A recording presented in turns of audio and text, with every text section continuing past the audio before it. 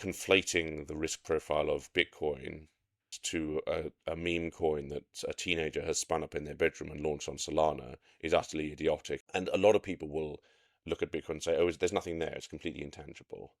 To be honest, I prefer that people were skeptical than they weren't. It's important to understand who makes the rules in the Bitcoin system, because those rules are what gives the asset its properties, and its properties are what makes the asset valuable. The FCA's actions have actually, I think, inadvertently increased the risk of harm for customers. Freddie, hi, welcome to the Bitcoin IFA podcast. Hey Dan, thank you very much for having me on. Very happy to be here. So you're the co-founder of Bitcoin Policy UK. Can you run us through what that is? Sure. The name's a bit of a giveaway. So we were inspired to some extent by BPI, the Bitcoin Policy Institute of the United States, and our organization sort of grew out of the realization by a number of people in the Bitcoin community that while there were a lot of lobbying efforts in the United Kingdom focusing on crypto in general, for example, Crypto UK, Stand with Crypto is the Coinbase-backed entity. There wasn't really a comparable body in the United Kingdom doing what BPI was doing in the US. And we've been going for a couple of years now. We A lot of us who are on the team now met originally uh, over time, and also specifically at the Bitcoin Collective conference, which was up in Edinburgh in October 2022. So always give a shout out to those guys for putting that on, both as an inspiration to a lot of us, and also because Jordan and Jim in particular spent a lot of time actually making connections between people who were keen to try and lobby both regulators and politicians in the United Kingdom. And Jordan's still an advisor to BP UK, and we're always very grateful for his insights and his work as well. Yeah, shout out to Jordan at the Bitcoin Collective. Um, you touched on something there, which is the difference between Bitcoin and crypto. Could you run us through that?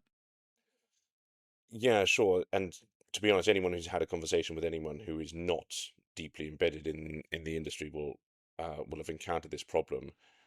The general public, and by which I mean 99% of people, both in the UK and I suspect the entire world, will conflate the two of them. And this is actually quite a difficult problem to get through. And it's possible to use various different types of analogies to explain the difference. One that I use a lot, I'm a corporate lawyer by training and profession. One that I use a lot is thinking of different kinds of companies. So most people are familiar with very large listed companies and will also be aware that it's possible to set up a company as effectively a one-man band running out of your bedroom. Both of those are technically companies, but they're extraordinarily different in their scope, in their risk profile, in how they operate, how the decisions are made in those companies, and things like their reporting and disclosure obligations. So, in one context, particularly when we're referring to things like market cap or market dominance, it's helpful, I think, to use that as a very quick analogy, which a lot of people who are not familiar with the crypto market to understand. For example, at the moment, Bitcoin's market cap at 1.5 trillion or thereabouts is roughly similar to Meta's. And most people will have heard of Meta or Facebook. They'll understand that it's a listed company, that its share voting power operates in a particular way. Actually, Meta's not the best example because it's still largely under the control of Zuckerberg. He has weighted voting rights, which is not particularly common, as I'm sure you'll know. But that, I think, is a useful analogy, particularly in terms of our most recent piece of work for the FCA, which was trying to explain the difference in risk profile between Bitcoin and a meme coin. The example we used was the most ridiculous one I could find, something called unicorn fart dust. And the point we were making there in that piece of work was that if the FCA's aim is to accurately reflect the risk profile of different assets within the crypto asset space, then conflating the risk profile of Bitcoin, analogous to Meta, a $1.5 trillion asset, globally liquid, 24/7, 15 years of track record, comparing that to a meme coin that a teenager has spun up in their bedroom and launched on Solana is utterly idiotic, and in our view is a dereliction of the FCA's duty to give customers accurate information and prevent customer harm. Completely agree. But let's dive into, if someone's coming from this with absolutely zero knowledge of Bitcoin and unicorn fart dust, why are they different? Sorry, could you repeat that question? Sure. So if someone has zero knowledge of any crypto, Bitcoin, unicorn fart dust, why are Bitcoin and unicorn fart dust different? I would ordinarily start by thinking about matters such as how is the how is the rule set that determines how these assets behave changed? Because I think if you're looking at these assets with an investor's hat on, you want to first, it's a bit of an obvious point, but you want to understand what you're putting your money into. And a lot of people will look at Bitcoin and say, "Oh, there's nothing there; it's completely intangible."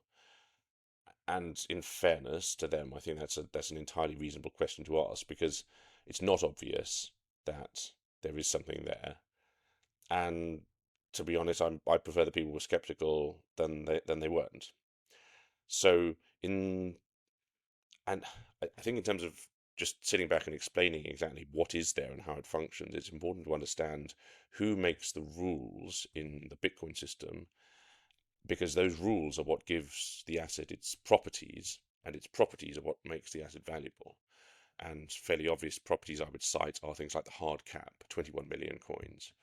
An obvious question for a newcomer to ask is, well, why can't we just change that rule? And it's a very good question to ask, and the answer to that is relatively interesting. And again, using our company analogy beforehand, if you want to change the constitution of a company, certainly under English law, you would pass a special resolution to amend the articles. That requires 75% of the voting rights, and the 25% who don't agree will have the rule set of that company changed without their consent. Obviously, the way that the Bitcoin system functions is not like that at all. You require broadly rough consensus from the economic nodes which are running the system. And so to change a fundamental property about it requires almost complete consensus from everyone running the system. And if that consensus isn't obtained, no rule change happens. So when you think about it through that lens, it's actually a more definitive investment prospect than many companies, particularly closely held companies. And again, actually, Meta is not a bad example. Zuckerberg has got far, far more control over the constitution and the manner of behavior of Facebook, of Meta, than any participant in the Bitcoin system has at all. So, holding that idea in our mind, if we then look at changing the rule set of something like unicorn fart dust, if the majority of that coin is held by one individual, by a small group of individuals, then that group or that individual have a disproportionate amount of power over the rule set governing how that coin behaves, for a start. And then that's even before you get into issues around how closely the asset is held and whether the price itself can be easily manipulated by one individual or a small number of individuals, which is almost invariably the case with many meme coins. And again, coming at this with a with a company lens, you will be likely to see far greater fluctuations in price and also difficulty of valuation for closely held assets like most meme coins. Okay. So if I'm understanding that correctly, it's the decentralized nature of Bitcoin is essentially what gives it some utility and some value over, say, something that is very centrally held, like unicorn fart dust.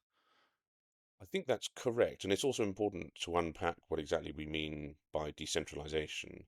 So there are probably two key factors to that I would tend to flag. One we've already touched on, which is the decentralization of decision making and changes to the rule set. And the second is how are new transactions added to the transaction ledger. And it's important, I think, to return always to first principles. In the white paper, uh, a Bitcoin, a coin, is defined as a chain of digital signatures. Now, in one sense, Bitcoin is a computer system. In another, it's simply a record of transactions that broadcasts to all users of the system how much value sits where and when and if it moves. The really interesting things about the system are how that ledger is updated, as well as the rule set changes that we've already talked about. And that is a really fundamental point. And I think once you get this, you kind of understand why the ledger has value.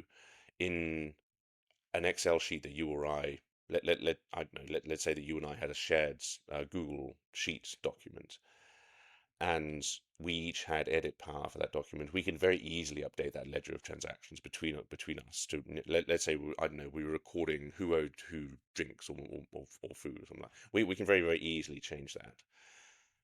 In order to make a change to the Bitcoin ledger to record what value sits where and how it moves, an absolutely enormous cost is imposed on people competing to make the new entries in the ledger. And that cost is, of course, in hardware and in specialized mining computers, and also in electricity. So as easy as simply reaching out and updating your Excel sheet or your Google sheet. There is a real world cost to the amendment of the ledger. And that, I think, returning to one of our earlier points, is something that's really not obvious to someone who doesn't understand the system, because we've all grown up in a world where digital material can be incredibly easily changed. And therefore, I think it's fair for most people to assume that the digital Bitcoin ledger can be amended just as easily. But it absolutely cannot. I can't change it. You can't change it. We can only change it via effectively a guessing game that has no shortcuts. Okay, that's great. So essentially, we've gone through the utility and how the network itself is backed. So, and actually, this is something that I'd like to touch on, which is I saw a tweet that you put out recently saying that the least interesting thing about Bitcoin is the price. Now, this is obviously the Bitcoin IFA podcast. It is aimed at IFAs and accountants and wealth managers. And so we are going to come back to the price and what that means, what it means as an asset. But can you touch on what you meant by that tweet? Of course, it's obviously a little bit tongue in cheek, and pushing back a little bit against the media's obsession with the price. Obviously, fundamentally, that is why a lot of people originally come to Bitcoin, because they think they're going to become wealthy. Perhaps one of the key things I find fascinating about Bitcoin is its censorship resistance, and this is probably the key reason why I'm utterly fascinated by it and continue to work in the space. It's the Human Rights Foundation have a lovely tag, which is Bitcoin is a money that dictators can't stop. And it's very important to realize that we are in an incredibly privileged position in the West, in the UK and the United States, where despite all of our griping, we actually have a relatively free and relatively open system, despite the fact that we might like to criticize it. And the fact that we can criticize it is a good sign, um, and you're not banged up for doing it. Although maybe things are changing in the UK on that front. What I mean by that is that Bitcoin represents a pushback against financial repression. It's extraordinarily easy for authoritarian regimes or dictators, or even those who want to stifle dissent in any way, to control their populations and to control dissidents if you can control their finances. And I've made this point many times over the last couple of years. The freedom to transact, me to you to whoever we want, is so fundamental to all other freedoms that it's almost invisible. We don't give it a second thought in the United Kingdom. But the moment at which you understand that buying a train ticket to attend a protest or donating to a political party that your governing party doesn't like could endanger your ability to use your own money, let's say, for example, if using tangible examples in Hong Kong, people traveling to and from various pro-democracy protests were immediately flagged and became targets of the regime. We know that Alexei Navalny's organization in Russia was only able to continue operating because they used Bitcoin. Navalny's funeral was paid in Bitcoin. I've worked with people at the moment who are continuing to fund education and training of girls in Afghanistan under the Taliban regime who are making those payments with Bitcoin because, firstly, it's impossible to make payments in any other way. And secondly, women are not able to hold their own bank accounts and hold and use their own money. So these aspects, I think, are tend to be underappreciated in certainly in the United Kingdom, where a lot of the focus is on, oh, can I get rich by using Bitcoin? Because it is very, very challenging to censor transactions made with Bitcoin. It enables people to escape from that type of financial repression to which they might otherwise be subject. And that I think is one of the fascinating things about it. Completely agree. I was honored to recently come to the launch of the Bitcoin Humanitarian Alliance with you and Susie, You made and it. Yeah. um, I even being 6 years into the Bitcoin rabbit hole, I hadn't fully appreciated just how much people are using it for the purpose that Satoshi launched it, which is, peer-to-peer anonymous, um, permissionless payment between individuals. And I think it's a really interesting point that you make, that we don't see it in the West because we tend to see it and people tend to come to it as number go up, I can get rich. And we're almost shielded from the demand that is being put on this asset globally from people in authoritarian regimes. And it seems, I may be wrong here, but it seems like there are more and more authoritarian regimes popping up globally as the value of our currencies debase over and over. People tend to move to the right politically. And so that I think is something that in the West or the global North we don't see. We don't see that there is going to be this ever increasing demand for this asset from the rest of the world. And so that could be a reason why we see the price increase. So thank you for touching on the fact that, the price is the least interesting aspect to you, but it is something that I would like to come back to now. So before we go on to the price, talk us through the current regulatory landscape in the UK versus, say, somewhere like the US. Sure. So maybe taking a step back before we think about some of the actual regulations. I suspect most people who listen to your pod will already know how decisions are made and which bodies are involved in the UK. But just to recap, Parliament obviously makes our laws. Parliament's divided into a House of Commons and a House of Lords. Legislation will typically start in one of those two houses and then make its way through the other before finally receiving royal assent and becoming law. A lot of those laws then often give the secretaries of state, for example, the Home Secretary, the power to make uh, other regulations, and those are often done by statutory instrument. And then, in addition to Parliament, we have other decision-making bodies which are relevant for Bitcoin. The Bank of England is obviously one. They are the central bank in the United Kingdom, and they are responsible for matters such as setting interest rates and sort of general monetary policy and financial stability. Uh, the uh, the FCA is probably the other key one to mention in terms of regulation and decision making here. They have a couple of mandates, one of which is laughably a growth mandate. We'll probably touch on that as well. They are also they have a mandate to ensure financial stability and also a broad mandate essentially to prevent customer harm. And the way they've gone about that in the context of Bitcoin is relatively unhelpful. For a very, very long time, their policy towards Bitcoin was essentially one of putting their fingers in their ears and hoping it would go away. Reluctantly, I think they've now admitted that it's not going to go away, but they're going to do their best to make sure that it's not welcome in the United Kingdom. I'd probably contrast two key issues, which it's worth going into in a little bit of detail.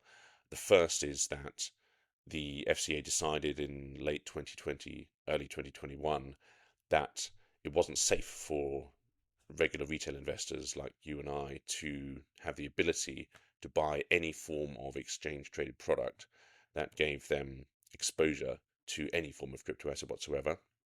There were a couple of ETFs or exchange traded notes that did give exposure to crypto assets before then.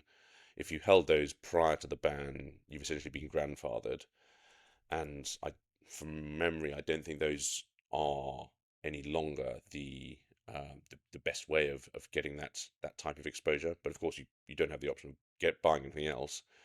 And if you sell them, you can't buy back in. So I know a number of people who are in that kind of position.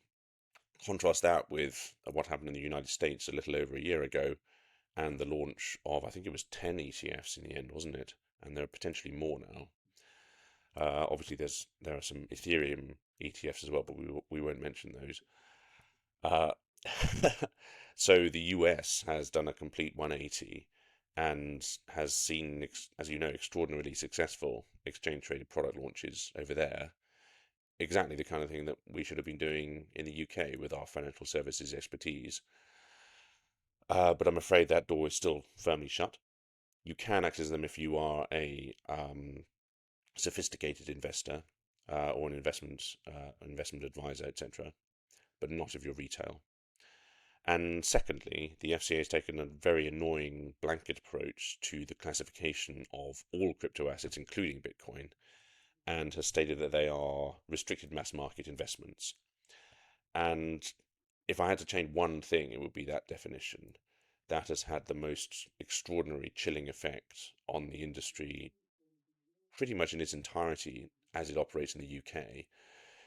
It's very, very challenging to advertise if you are a Bitcoin business in the UK because these firms are now terrified that any form of advertisement could be an inducement to retail to purchase a restricted mass market investment and would fall foul of the financial promotions regime.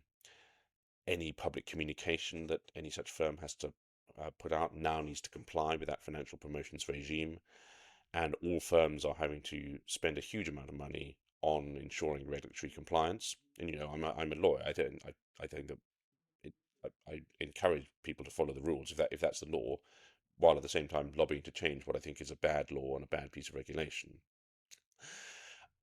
I know a lot of companies are looking at the UK now and thinking, you know what, it's a pretty small market now. What's the total addressable market? 20, 10, 20 million at most. And then you've got a gigantic market in the US and a huge market of comparable size in the EU. Why bother to spend that money on compliance in the UK? Just ignore the market and we'll expand in MENA, we'll expand in the EU, we'll expand in the US, and forget about the UK. So that I think is um, a real sea anchor on the ability of the industry to grow in the United Kingdom. That's super interesting. So it sounds like the UK is in danger of becoming a bit of a Bitcoin backwater. Yeah, couldn't put it better myself. Okay, so without let's say slandering yourself, why do you think the FCA has such a negative view of Bitcoin? Hey team, a very quick pause.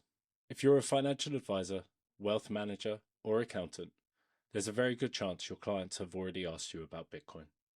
And if they haven't, they soon will. That's why I've created 2 free downloads to help you feel confident and informed and ready to have professional conversations with your clients about this new emerging asset class. Head over to thebitcoinifa.com to get 1, the 8 reasons you need Bitcoin in your personal and professional portfolios, and 2, the Bitcoin cheat sheet, a concise, jargon-free guide designed to help you go from zero to confident and knowledgeable in under 10 minutes. Whether you're Bitcoin curious or Bitcoin cautious, these resources will help you speak with clarity and confidence. It takes less than 60 seconds. Again, that's thebitcoinifa.com and enter your email address to get your hands on these free resources today. Now, back to the episode. It's a really interesting question. I don't have a good answer to it, so a lot of this is guesswork, which is kind of helpful because if it's opinion, it can't be slander. Uh, um, I would guess it's because a lot of the people who work at the FCA have a very high opinion of their understanding of finance and how financial markets work. And frankly, Bitcoin is not a normal asset, and it is a very, very difficult thing to get your head around. As we've seen in our conversation so far, it's not a simple thing to explain. It's very hard to do so in half a page of text, for example. And also comprehending it is almost worldview breaking if you come from a world where you believe that only a government can issue money. And if I had to sum it up in one line, it would be that everyone who works in the FCA has the worldview that only a government can issue money. And if you start, or a government or a central bank, if you start with that base principle, it's very, very hard then to even get over the first hurdle of acknowledging that in one sense, Bitcoin is a non-state issued digital money, which is where I would often start. Once you accept that prima facie point, okay, so we've got some state issued money issued by the central bank. We've got a lot of other money in the system that's issued whenever a commercial bank makes a loan, but they're allowed to do that because they are regulated entities regulated by the central bank and the FCA. So effectively, commercial bank issued money has the stamp of the nation state and the central bank. So I would class those in the same bucket, notwithstanding the fact that they are technically not created on the day by the government. They've got the stamp of approval from the government. With Bitcoin, we're dealing with effectively a hybrid that is similar to gold in that it's a non-state issued monetary asset, but it's digital. And the digital part, I think, is a second thing that completely confounds the thinking of most people in the FCA, not least because, and again, this may be mean of me, I suspect none of them know anything about computers. And the mining point that we made earlier about the how do you change a ledger? The working assumption will be, oh, it's very easy to change the ledger because it's digital and you can just amend it. I'd be very, very surprised if there's a single person at the FCA who could explain to you how Bitcoin mining works and why proof of work is so important and how the difficulty adjustment works, for example. I'd be very happy to prove right. If anyone from the FCA is listening to this and can explain mining, I would be more than delighted to give you a massive pat on the back and a shout out. But so please do get in touch. That's a great view, and yes, please do reach out if you're listening from the FCA. The mining and proof of work and energy, renewable energies. This is something I'd like to touch on. But first, there was something you said there about getting your head around sort of central bank or state money. And it's interesting that we've now got sort of 15 years of proof that a non-state digital money can be launched and succeed. And really, we're probably only 3 or 4 generations into central Mm. bank issued money. Before that, it was always gold, which is obviously decentralized. There's no company behind it. There's no marketing team. There's no CEO. There's no lobbying team, and there's no central issuer. Everything was backed by gold. So it's in the compendium of human history. It's a very, very minuscule amount where we've actually had central issued money. But for some reason, because our lifespans are only 80 years and we're 100 years into this experiment, we think that that's how it's always been. Yeah, that's a really interesting point, and it's fascinating when you bring that up to think about some of the very old charts and the older data that we've got. Um, Particularly things like the rate of inflation over a very, very long period of time, let's say two or 300 years, to the extent that we have that data. Thomas Piketty has got a lot of data from Britain and from France in his book, Capital in the 21st Century. Um, Things like the general rate of return on capital over a long period of time has been broadly similar. And there's a book actually I keep on meaning to read, but I've never got around to it yet. It's called is it debt to the first 5,000 years or interest the first 5,000 years? Yeah, I've heard of it, not read it. Yep. Yeah, I'd like to dig that up and have a read. Uh, I think Piketty's conclusion is that over a long period of time, the rate of return on capital is about 5%, and that I think interest rates are. I mean, interest rates are obviously historically low, even at 4 to 5%. Within just outside my memory, they were obviously much higher in the 1970s. And to my mind, a lot of the problems that we're now seeing becoming apparent in the world are because of the astonishingly low interest rates that we saw at the turn of the century and even lower after the great financial crisis. Um, but I think your point is completely correct. Because we have such short time horizons, we assume that the world as it is today is how it always has been, and that it's normal for central banks and commercial banks to be able to issue essentially infinite amounts of money without any negative consequences. And I think the facts speak for themselves. It's not. You can keep doing that, but there are going to be negative consequences. Well, it's like going out drinking, right? It's great in short term, but there are consequences coming over the horizon. Yes, exactly. And you can keep drinking for a period of time to ward off the hangover, but you have to pay the piper at some point. Exactly. Yeah, completely agree. Let's come back to that proof of work and renewable energy, because or energy required to go into the network. Because I don't know how much you know about it, but I'd imagine it's something you do know about, which is, we tend to turn off a lot of our renewable energy. Um, you and I are both relatively close to the south coast. We can see a huge wind farm off the south coast of the UK, and we know that the UK are turning off wind energy because it's generated at times when the grid doesn't need it. How could Bitcoin help with that? That's a fascinating point, and actually, to your earlier question, this is another one of the things that I find utterly fascinating about Bitcoin mining and Bitcoin in general. First point I think to make is that this is something that's a lot more complicated the more you look at it. So the standard media article about Bitcoin is it uses too much energy.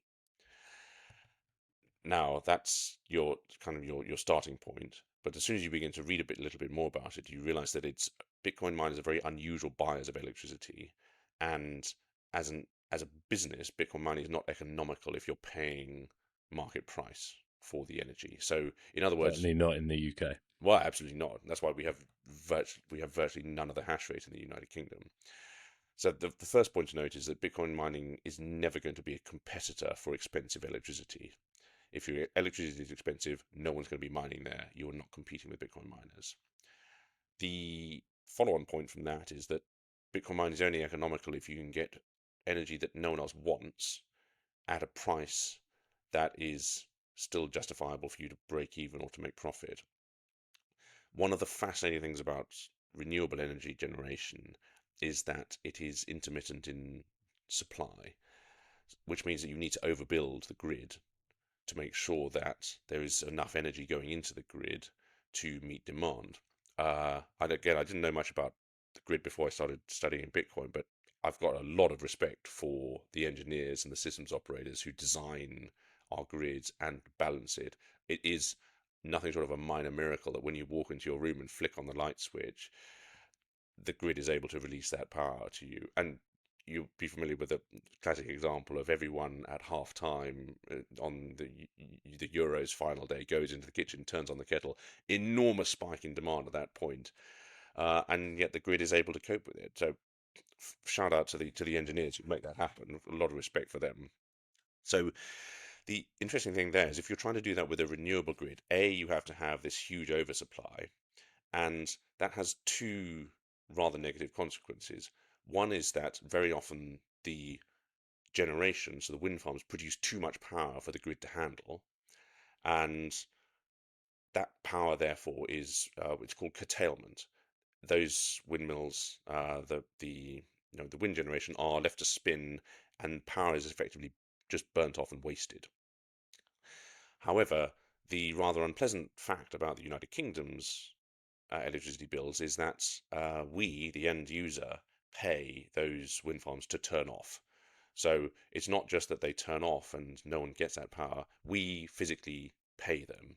So one of the reasons our bills are so high is because we have a large amount of wind generation, which often requires curtailment, and NESO, that's the National Energy Systems Operator, Ofgem, who's the regulator and the government, have collectively decided that you and I should pay for curtailment in higher bills. So, thanks, chaps. That's brilliant solution there. There's also no incentive for the wind generators to find a commercial solution to curtailment because it's brilliant for them. They get paid to do nothing by us. At the moment, we are paying £1 billion per year in curtailment fees, and certainly in Scotland, we are wasting enough power to power over 1 million homes. In fact, it's more than that because that data is 2 years old now. So I'm sure that figure is no longer sufficiently high. So you can probably see where I'm going with this. A commercial, because that power is wasted, someone who would be willing to co-locate with those wind farms and pay a slightly lower price for the power, so the generators still get paid, would have two things. It would mean that there's a commercial use for the power, and we're talking about a market-driven solution, not a manipulated solution. And secondly, fairly obvious point, we'd have lower bills because we wouldn't be paying the curtailment costs. Someone like a Bitcoin miner or a high performance computing cluster would be paying for that wasted power. The second rather interesting issue here is that the more wind generation you build, the worse that problem gets. And at the same time, the more you shift our power generation to renewables, the more oversupply you need to build, the less easy it is for the grid to take that capacity. And in some cases, a lot of these wind farms are having to wait for a decade, for 10 years before they get connected to the grid. Now, if you're looking to deploy capex to build a wind farm and it's going to be 10 years before you can sell your electricity to anyone, that's kind of difficult for you as a business proposition. However, another great thing about miners, they tend to be location agnostic and highly mobile.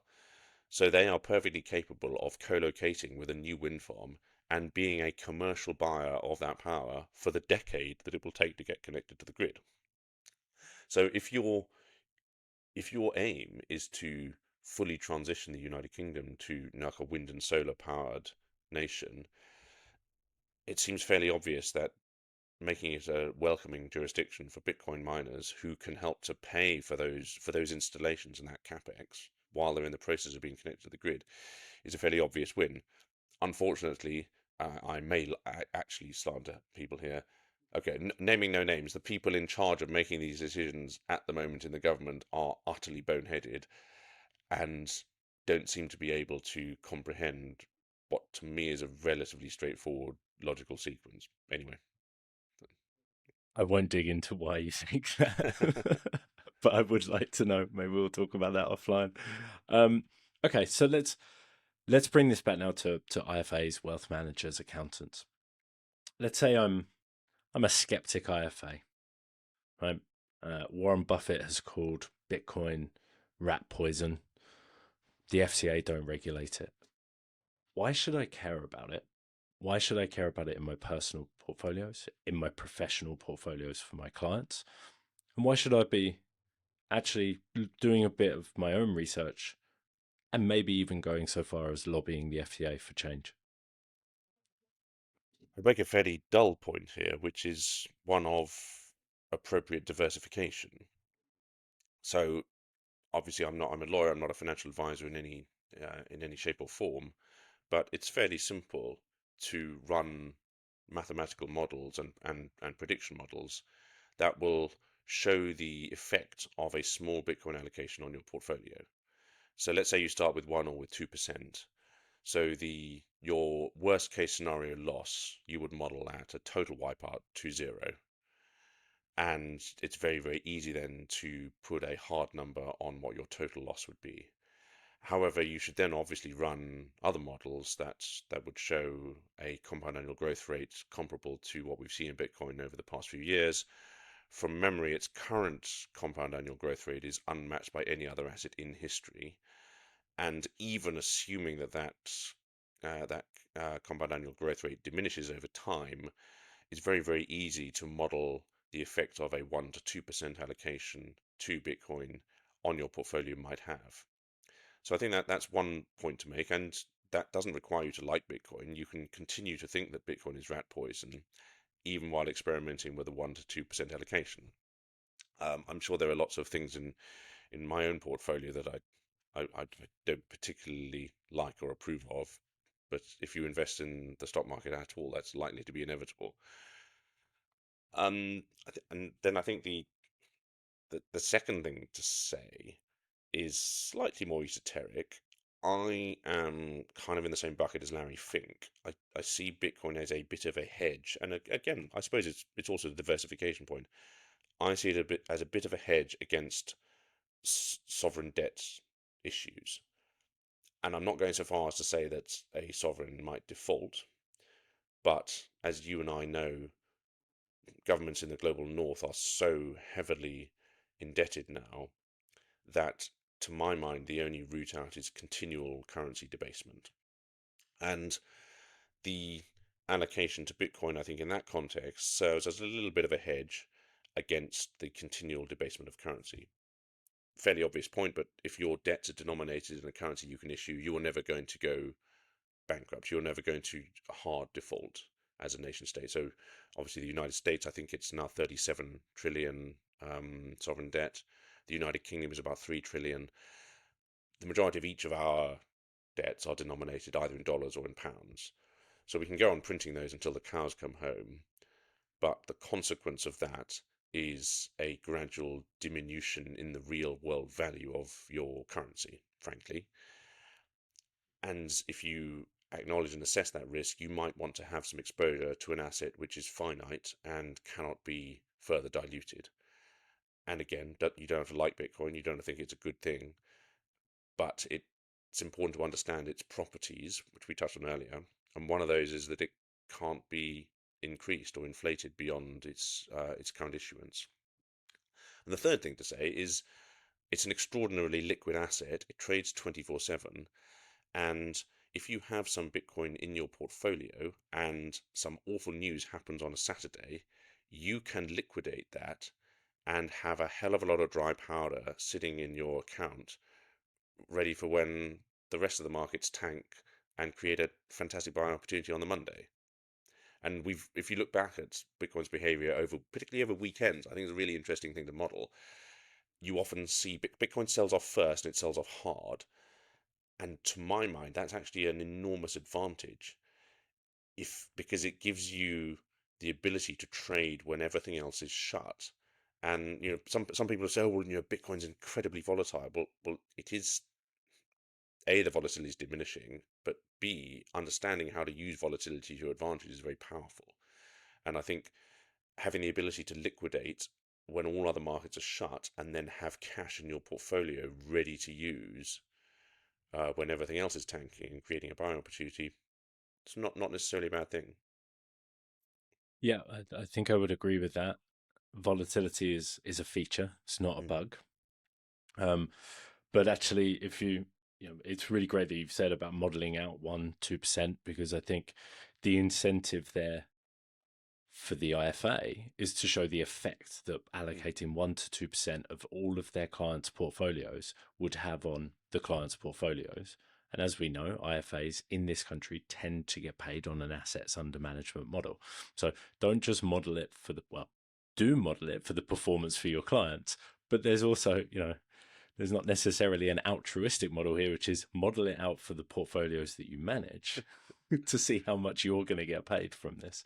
And the volatility issue is, I think the volatility issue doesn't become an issue when you start thinking in decades. So I posted recently on my LinkedIn profile the 200-week moving average of Bitcoin, and it goes up and to the right. There are no periods of down. It doesn't go down. So when you zoom out and just think in decades, Bitcoin to date has only ever increased or occasionally flatlined on the 200-week moving average. So it's a really good point. Thank you for that, Freddie. Okay, let's talk about I'm an eternal optimist. What do you see the future looking like in terms of regulatory outlook in the UK? I'm kind of with you as well. I'm generally an optimist, otherwise I wouldn't be doing this work. I think but again, also a bit of a cynic. I think that inevitably the UK will be led by what happens in the United States, and to a lesser degree by what's happening in the EU with MECA. The MECA, if listeners aren't familiar, is the market in crypto assets regulation, which is the flagship piece of legislation in the UK, sorry, in the EU, which the UK has been looking at as well. Obviously, our regulatory process is slow in the UK. The current FCA roadmap anticipates that it will be fully developed by, I think, the end of 2026, and then probably only implemented into 27. Given that that's the timetable they've given us, they'll almost certainly be slower than that. The issue there is that obviously the market moves much faster than regulators can regulate. I think if a couple of points, the pressure to allow listed products which have availability for retail on the London market may become so great that uh, subtle pressure is put on the FCA to change their tune. So at the moment, we mentioned earlier, the FCA has a couple of mandates. One of those is a growth mandate. It's been interesting to observe more pressure being put on the FCA by Rachel Reeves over the last few months, for example, for them to pay more attention to their growth mandate than to their prevention of customer harm and risk aversion mandate. So it's obviously impossible to grow if you are so risk averse that you don't do anything, which is kind of where the FCA are at the moment. And you'll know as well as I do that London is by no means as attractive a listing location as it used to be, even in my working life. In fact, God, where did Deliveroo IPO in the UK? I think that might be the last one I was tangentially connected to. But even that's a long time ago. I think that IPO'd in, was it 2018, 2019? Something like that. That's certainly the last one I worked on. And London used to be a fantastic place to list companies. It no longer is, and we've lost an enormous amount of business as a result of that. And the behaviour of the FCA, I think, is in no small part to blame. I mean, companies will look at our listing regime and they'll look at our regulator and say, "Oh, I don't want anything to do with you." So, but someone said to me earlier this week, and I very much agree. A lot of this is like ch- changing the direction of a super tanker. The general direction of travel may become clearer, but it'll take a long time to move around. And my great fear is that by the time we do change, it'll kind of be too late and no one will care. So I don't know. That maybe that's a mix of optimism and pessimism there. I don't. I think if I had to TLDR that, it would be I think things will change, but they are likely to change slowly. Well, hopefully we can do something about that to speed it up because there's something that you touched on there, which is the prevention of customer harm.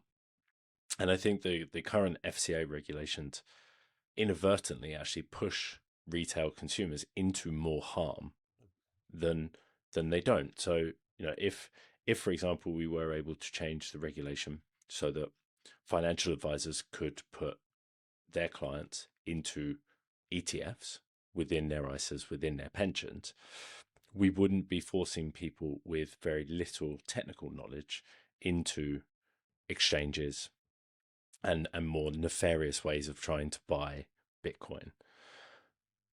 What do you think about that? I completely agree. You've hit the nail on the head there. So obviously, at the moment, you can't. If you wanted to get ETF exposure as a retail investor in your portfolio, very very challenging for you to do that. You might buy MicroStrategy. You might buy one of the other companies that have some Bitcoin holdings. I don't know if you can get MetaPlanet in your ISA in the UK, for example, but there will probably be a broker who would sell that to you.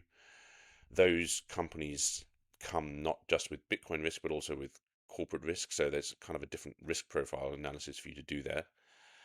And the fairly obvious point is that everything the FCA does is completely toothless as regards your ability to buy peer to peer from anyone on the planet 24 hours a day. 365 days a year. So, and this is something that they don't seem to realize, that by preventing legitimate businesses, you gave the example of exchanges. Let's say take the example of a British exchange like Coin Corner based in the Isle of Man. So they are very well established. The team is excellent. They are very well trusted group of people, and yet their business has been severely hampered by the FCA and particularly by the financial promotions regime. So very challenging for them now to even to advertise as a legitimate exchange in the UK. But if you're a complete rogue who's set up in a non-UK jurisdiction that the FCA can't touch, yes, technically the FCA could come after you um, because their ambit is not geographically limited in that context. But if you're incorporating the Seychelles, do you care? I mean, can they or the Maldives? How can they touch you? So you could, I mean, forget about reverse solicitation. You could directly solicit UK customers, and then just run off with their Bitcoin. So I completely agree with you. The FCA's actions have actually, I think, inadvertently increased the risk of harm for customers purely by removing the option for buying from legitimate, regulated, and trustworthy exchanges who are domiciled in the United Kingdom, and also from fairly obvious points that you make around ETF and portfolio exposure, which are very hard to get.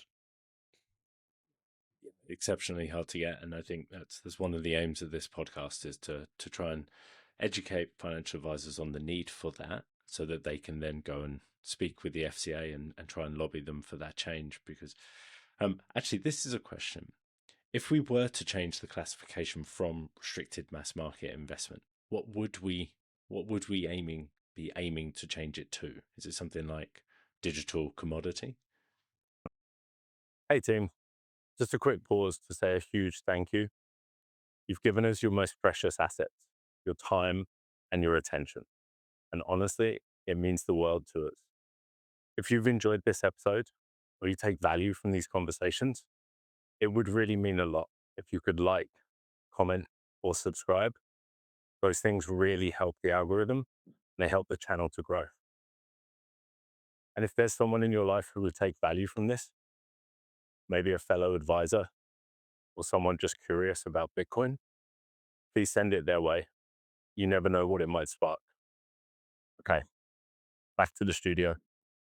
It's a good question. My ideal change would be what I mentioned earlier. Non-state issued digital money. I suspect that they wouldn't go whole hog there. One piece of legislation that actually is before Parliament at the moment, which we have as an organisation recommended and lobbied for, is takes a very broad brush approach to it, and that's really a reclassification of uh, digital assets, including Bitcoin, as a third kind of property. You may be aware under English law there are sort of traditionally two types of property that are recognised. One is uh, these are sort of old-fashioned French words. One's a shows in action, which is something like a right under a contract or a right to be repaid a debt. And the other is a shows in possession, which is a thing like I don't know, pen or so a physical item.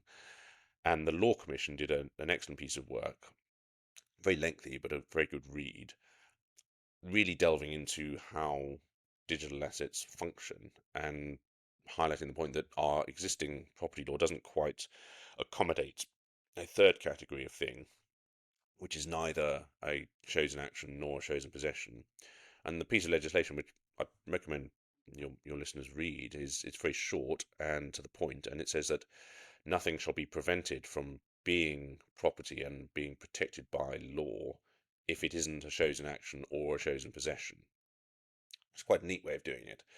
So it's not trying to pin down what it is. It's just saying that if it isn't one of these two things, then it still can be property, and and as a result protected by all of the force of our property laws. So that's actually not a bad way of doing it. So I suspect that the FCA wouldn't go as far as recognizing Bitcoin as non-state issued digital money, but they might be willing to say that Bitcoin is, I don't know, digital, maybe digital commodity money might get them there. But returning to our earlier point, that requires another intellectual leap for them, which is understanding that cryptocurrency is a very broad church, and there's a huge difference between, a JPEG traded on Ethereum, a meme coin issued on Solana, and Bitcoin, which is this pristine, global digital hard capped commodity money. At the moment, they group them all in the same bucket with the same risk profile and treat them the same. They need to understand that the market, much as return to our original example, companies are different. Different sizes of companies have different kinds of risk profile. The cryptocurrency market is the same. A lot of our messaging at the moment is that the market really seems to be splitting into Bitcoin, stable coins, and meme coins plus everything else. So trying to say that those three things are the same is no longer logically defensible in my view. Yeah, completely agree. I think Saylor classified this very well recently. I think it was basically Bitcoin, stablecoins, securities, and tokens. Yeah. And like Yeah. securities are like the layer one Solana's, Ethereum's, and then the tokens are Doge and Unicorn, Fart Dust. Yeah. Freddie, I'm wary of time. You've been very generous here, so I want to thank you and thank you for everything that Bitcoin Policy UK does and that you do with them. And we always close out with the same question. So, what's one positive addition that Bitcoin has brought to your life outside of number go up? Funnily enough, I would actually say the people that I've met through doing this work, I've been really privileged to meet extraordinarily bright and motivated and thoughtful people through this work. And I think they have almost uniformly made the last few years a lot more fun than they would have been otherwise. So a simple answer, and it's a non-technical one, but I definitely feel that. Completely agree. It's a brilliant and very welcoming community. We'll welcome any new IFAs. Freddie, if people want to follow you or get hold of you, where can they? Great. So I'm most active on Twitter or X. My handle is just @FreddieNew, all one word. I am also on LinkedIn, although I don't check it particularly regularly. So ping me on Twitter if you do want to get in touch. Great. Thank you, Freddie. Dan, thanks so much for having me on. Appreciate it.